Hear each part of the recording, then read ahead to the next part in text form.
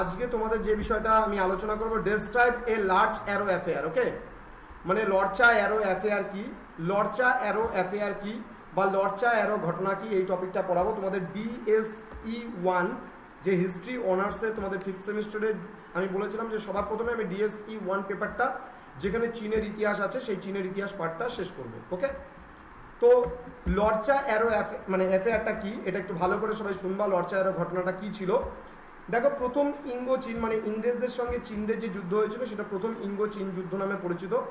আবারও বলছি, বিভিন্ন ঘটনাকে কেন্দ্র করে অনেক ক্ষেত্রে বলা হয়েছে, বিশেষ করে এর প্রত্যক্ষ কারণ ছিল আফিম যুদ্ধ। আফিমকে কেন্দ্র করেই নাকি এই মানে প্রথম ইঙ্গো চীন যুদ্ধের অবতারণা, এটা আমরা জানতে পারি বেসিক্যালি। তো প্রথমত তোমাদের বলবো যে কি, যে প্রথম ইঙ্গো চীন যুদ্ধ যদি আমরা কথা বলি, প্রথম ইঙ্গো চীন যুদ্ধ শেষ হওয়ার পরবর্তীকালে সামান্য এক ঘটনাকে কেন্দ্র করে আবার ইংরেজদের সঙ্গে চীনাদের যুদ্ধ হয়েছিল বা সংগ্রাম হয়েছিল, যেটাকে আমরা দ্বিতীয় ইঙ্গো চীন যুদ্ধ বলছি। মানে প্রথম ইঙ্গো চীন যুদ্ধ শেষ হলো, শেষ হওয়ার পরে আবার একটা সামান্য, খুব সামান্য একটা ছোট্ট ঘটনাকে কেন্দ্র করে দ্বিতীয়বার চীনের সঙ্গে ইংল্যান্ডের সংগ্রাম শুরু হয়েছিল। এই সংগ্রামের যে প্রত্যক্ষ কারণ, আমি যেমন প্রথম ইঙ্গো চীন যুদ্ধের প্রত্যক্ষ কারণ কি বললাম, আফিম। এই আফিম আমদানি চীনের ছিল প্রথম ইঙ্গো চীন যুদ্ধের প্রত্যক্ষ কারণ। এবার দ্বিতীয় ইঙ্গো চীন যুদ্ধের যদি আমরা প্রত্যক্ষ কারণ বলি, তাহলে তোমার হচ্ছে লার্চা অ্যারো অ্যাফেয়ারের কথা আমরা বলতে পারি। বোঝা গেল? আবারও বলছি, আমি কথাটা ভালো করে শুনবা, কারণ আমি ক্লাসটা শেষ করার পরে আমি কিন্তু আবার এই জিনিসগুলো তোমাদের ধরবো, তোমাদের বলতে বলবো, তখন কিন্তু বলতে হবে। তো বিষয়বস্তুটাকে খুব সুন্দর করে মাথার মধ্যে ঢুকিয়ে নাও।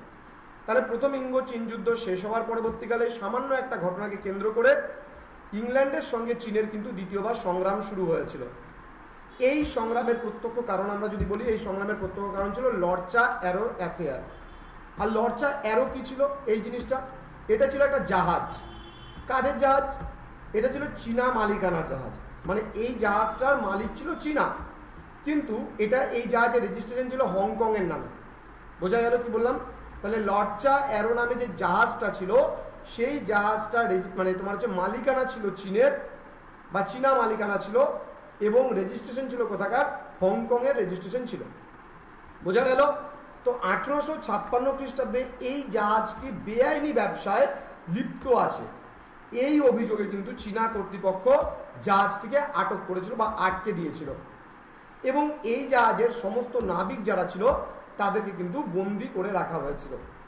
এবং এই জাহাজে ব্রিটিশদের জাতীয় পতাকা উত্তোলন অবস্থায় ছিল বা উড্ডীন ছিল বলতে পারি।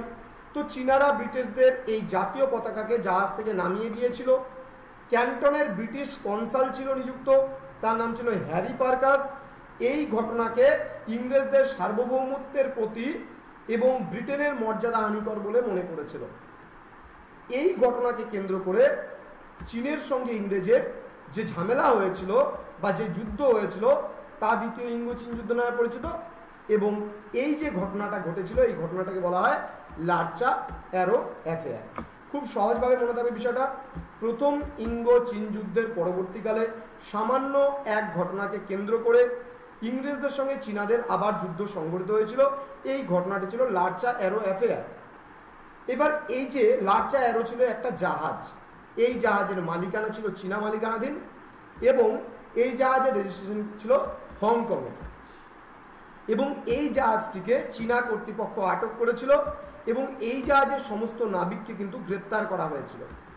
এই জাহাজে ব্রিটিশদের জাতীয় পতাকা উড্ডীন অবস্থায় ছিল, এবং এই জাতীয় পতাকাকে চীনারা যখন নামিয়ে নিয়েছিল তখন ইংরেজদের কাছে এটা জাতীয় অপমান বলে মনে হয়েছিল, যার জন্য কিন্তু এই সামান্য একটা ঘটনাকে কেন্দ্র করে কিন্তু আবার দুপক্ষের মধ্যে অর্থাৎ চীন এবং ইংরেজদের মধ্যে যে বিবাদের সূচনা হয়েছিল সেটাকে আমরা লার্চা অ্যারো অ্যাফেয়ার বলতে পারি। মানে এই জাহাজ লার্চা অ্যারো নামক যে জাহাজটিকে কেন্দ্র করে যে সমস্যার সৃষ্টি হয়েছিল তাকে আমরা লার্চা অ্যারো অ্যাফেয়ার বলি। ক্লিয়ার? বোঝা গেল কনসেপ্ট পুরো লার্চা অ্যারো ঘটনাটি কি? আশা করছি যে তোমরা যদি ক্লাসগুলোকে রেগুলারলি শোনো বা ভালো করে পড়ো। এটা ঘটনাটা কবে হয়েছিল আমি একটু আগেই বললাম, কে পারবে? 1836 না, 1856 ছিল। 1856 মনে রাখবে। হ্যাঁ, 1856 এই ঘটনাটি ঘটেছিল। তো এই যে বিষয়টা, এই বিষয়টা কিন্তু আর বাড়িতে পড়ার প্রয়োজন পড়বে না। ইজিলি ভাবে হয়ে যাবে। একটা ঘটনা ভাববে যে স্যার আজকে একটা ঘটনা পড়ালো আমাদের, সেটা হলো লার্চা অ্যারো অ্যাফেয়ার। এই লার্চা অ্যারো অ্যাফেয়ার কি, দেখবে যে অনার্স তোমরা যারা ইতিহাস পড়ছো, তো ইতিহাসে একটা ইন্টারেস্টিং বিষয় কি বলতো, ইতিহাসটাকে না সমস্ত ঘটনাগুলোকে ধারাবাহিকভাবে খুব সুন্দরভাবে গল্পের আকারে মনে রাখা যায়। এটা ইতিহাসের একটা ভালো দিক, বুঝতে পারলা? ইতিহাস অনার্স যখন নিয়েছো, ইতিহাস সাবজেক্টটাকে ভালোবাসতে হবে, তবেই কিন্তু ইতিহাস পড়াটা ভালো লাগবে। তো কে বলবে প্রথমে, বলো ঘটনাটা একটু শুনি তোমাদের মুখ থেকে। কে বলবে এই লার্চা অ্যারো অ্যাফেয়ারটা, বলো তো দেখি। এই নোটটা তোমাদের আমি গ্রুপে প্রোভাইড করে দিয়েছি, হ্যাঁ দেখে নেবে। বলো লার্চা অ্যারো ঘটনাটি কি, কে পারবে? আমি বলবো। আচ্ছা শ্রেয়া বলবে প্রথমে, বলো। হ্যাঁ স্যার, স্যার শোনা যাচ্ছে? হ্যাঁ শোনা যাচ্ছে, বলো।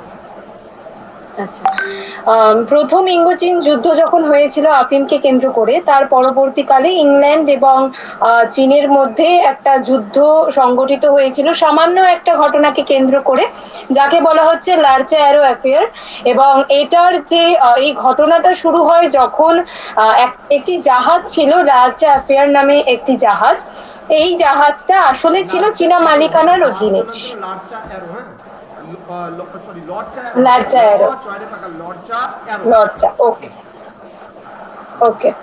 তো এই যে লর্চা অ্যারো জাহাজটি ছিল, এটা প্রথমে ছিল চীনা মালিকানার অধীনে এবং এটি রেজিস্টার করা হয়েছিল হংকং এর অধীনস্থে। এবার 1856 খ্রিস্টাব্দে চীনের মালিকানা বা চীন দেশ এটা জানতে পেরেছিল যে এই লর্চা অ্যারো জাহাজটি ইংল্যান্ডের সাথে বিভিন্ন ব্যবসায় যুক্ত রয়েছে এবং বেআইনি ব্যবসায় ইংল্যান্ড।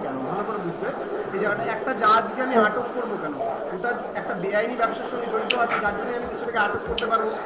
এবার চীনারা যখন এই জাহাজটাকে আটক করলো, বলছে ব্রিটিশরা এখানে বেআইনি ভাবে ব্যবসা করছে, যার জন্য এই জাহাজটাকে আটকাতে হবে, আটক করতে হবে, এবং এই জাহাজের সমস্ত নাবিককে ওরা গ্রেপ্তার করবে। বোঝা গেল?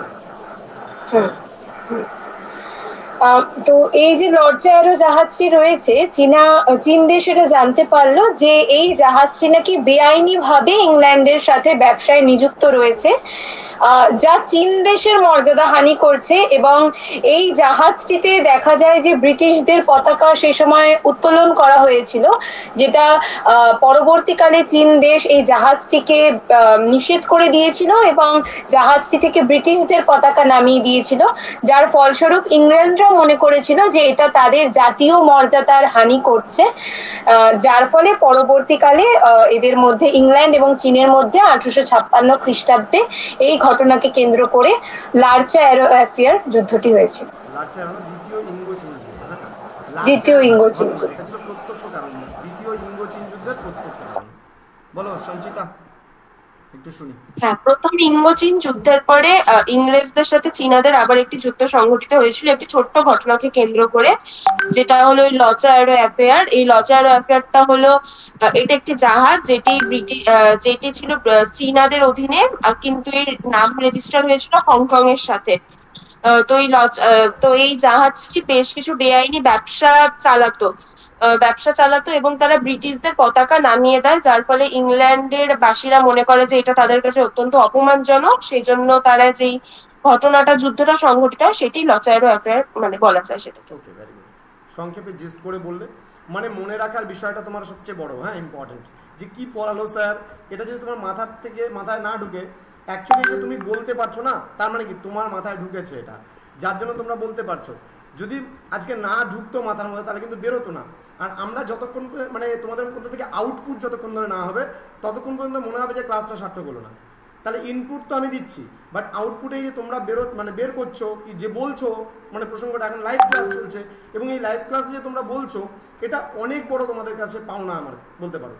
কারণ এইভাবে করে ধারাবাহিকভাবে, কেননা 4টা পেপার আছে তোমাদের এই বছর 5th সেমিস্টারে, ওই এক জায়গায় গেলাম আমরা, বসে বসে নোটস লিখে চলে আসলাম, তাহলে কিন্তু পেপার কমপ্লিট হবে না। আমি বারবার করে বলছি, এই বছর পেপার কমপ্লিট করতে গেলে তোমাকে পড়াগুলোকে বুঝে বুঝে পড়তে হবে। আর মানে অনেকের চীন জাপান খুব ডিফিকাল্ট লাগে, অনেকের ভীষণ ডিফিকাল্ট লাগে, বাট এই পেপারটা আমার খুব ভালো লাগতো, কারণ আমাদের সময়কালে এটা আমাদের থার্ড ইয়ারে ছিল আমাদের, এবং এই পেপারটায় আমি খুব ভালো নাম্বার পেয়েছিলাম, মানে ফার্স্ট ক্লাস পেয়েছিলাম এই পেপারটাতে।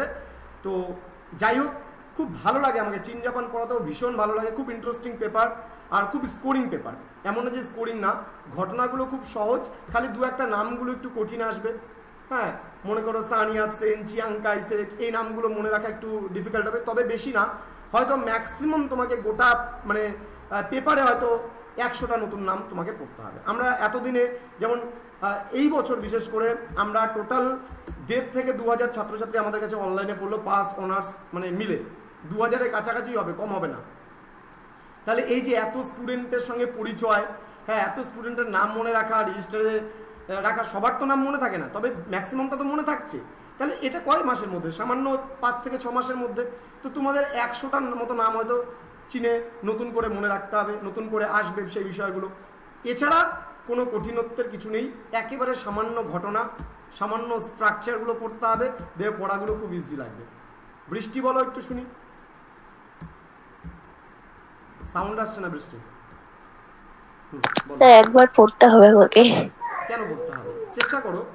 স্যার স্যার ওরকম পড়লে না বুঝতে পারি না, না পড়লে। ঠিক আছে, চলো। আর কে বলবে? সুরভি, সরি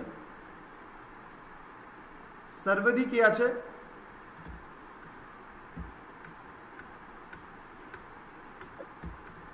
মানে বিষয়টা হচ্ছে প্রথম ইঙ্গ যুদ্ধের পর 1856 সালে অবৈধভাবে যখন মানে এক ধরনের অবৈধভাবে যখন বাণিজ্য করতে যখন একটা জাহাজ ধরা পড়েছিল, তখন চীনের বাসিন্দারা মনে করেছিল যে তারা তাদের মানে বাণিজ্য ক্ষেত্রে কিংবা তাদের অস্তিত্ব রক্ষার ক্ষেত্রে সংকট সৃষ্টি করছে। আর সেই জাহাজের মধ্যে হচ্ছে ইংরেজদের হচ্ছে পতাকা উত্তোলন করা ছিল। তো তারা অবৈধ কার্যাবলীর জন্য তাদের পতাকাটাকে নিচে নামিয়ে দেয়। আর এই পতাকাটা নিচে নামিয়ে দেওয়া ইংরেজদের খাতে জাতীয় গৌরবের মানে সম্মান হানির সমতুল্য হয়ে দাঁড়ায়। আর এই কারণেই চীনের সাথে ইংরেজদের আবার পুনরায় যে দ্বিতীয় ইঙ্গ যুদ্ধ হয়, সেই যুদ্ধটা কেন্দ্র করে যে লর্চা অ্যারো অ্যাফেয়ার হয়েছিল। আচ্ছা ঠিক আছে, যা বলেছো ঠিক আছে মোটামুটি। তো যাই হোক, আজকে তোমার এই যে টপিকটা পড়ালাম, এই টপিকটা আশা করি তোমরা বুঝতে পেরেছো এবং বাড়িতে আরও 2-4 বার পড়বে, দেবে খুব ভালো মতো তোমাদের এই পড়াগুলো বা এই মানে বিষয়টা যেটা আজকে পড়ালাম সেটা কভার আপ হয়ে যাবে। ঠিক আছে, ওকে চলো, থ্যাংক ইউ। আজকে নেক্সট তোমাদের যেদিন ক্লাস নেবো আমি বলে দেবো এবং সেদিন তোমাদের আরও 2-3টে টপিক সম্পর্কে আলোচনা করবো। চলো, thank you, bye. Thank you sir, by.